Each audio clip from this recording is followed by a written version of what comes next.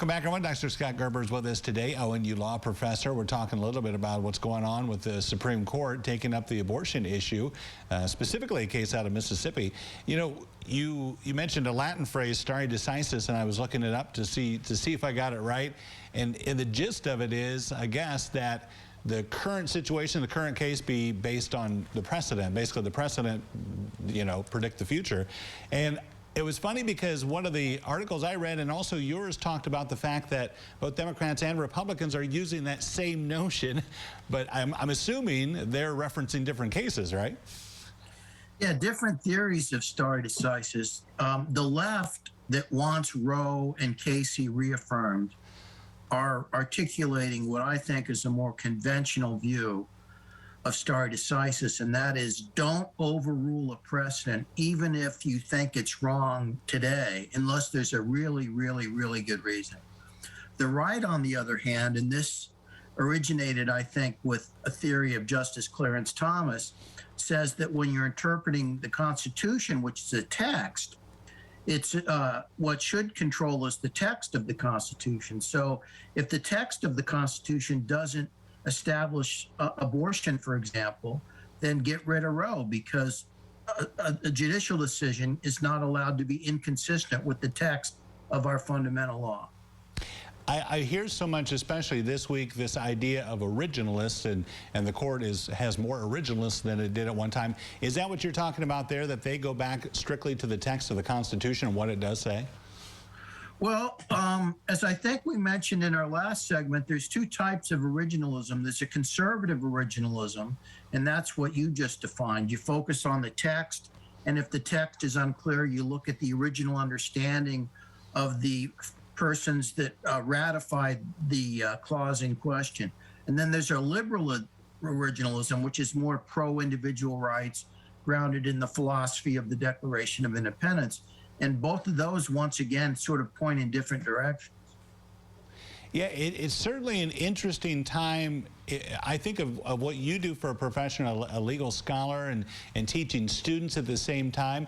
Is this, I don't want to say unprecedented, but is this a real teaching moment for what you do at the institution? Yeah, to be frank about it, I don't know what the answer regarding abortion should be. And as I say at the end of the op-ed that you mentioned, until it's decided when life begins, you can't answer the question, because if the unborn child is alive, then there can't be a right to abortion, because the fundamental law of nature is the preservation of life. But if the unborn child is not yet alive, then the woman has a fundamental liberty interest to control the course of her life, which would include the childbearing decision. And so the court has consistently ducked what I think is the dispositive question, and that is, when does life begin? As you mentioned, the Supreme Court obviously has a lot on its shoulders this week with what it can do in this situation. If it does, is it possible that it could go through and kind of shake things up as far as decisions being based on precedent? If they come up not only with an issue, you know, that relates to abortion, but throw out past precedents, you can't go back and say, well, this court did this and this and this. Could there be a big shakeup in that idea of stare decisis?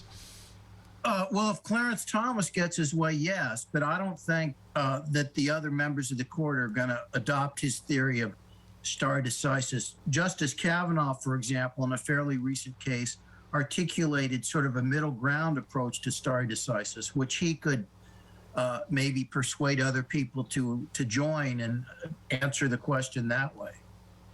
One article I read too talked about the fact that there may not be any decision related to Roe versus Wade, that it may be so specific to the case in Mississippi, allowing them to continue to do what they do without touching Roe versus Wade. Do you think that's a possibility, or are there several options? I mean, technically they could do it. For example, they could say that as long as Mississippi doesn't ban abortion, you know, after the third day or something like that. I mean, they say after the 15th week. So they could, you know, technically say something like that. Maybe John Roberts, the Chief Justice, might want to do something like that. But most people view this as all or nothing. The two parties to the case say either Roe is overruled, or if it's or it's not. And if it's not overruled, the Mississippi law fails. If it is overruled, the Mississippi law can survive. And the United States, the Biden administration filed a friend of the court brief saying the same thing. And so I think they'll take it head on. Yeah, I get that sense, too, that something momentous could happen in the next few weeks on this. Well, as always, you had me researching my Latin again. I appreciate you doing that. Thank you so much, Dr. Gerber. Nice chatting with you. You're welcome, Jeff. You bet. Nice talking with you. We'll be back right after this.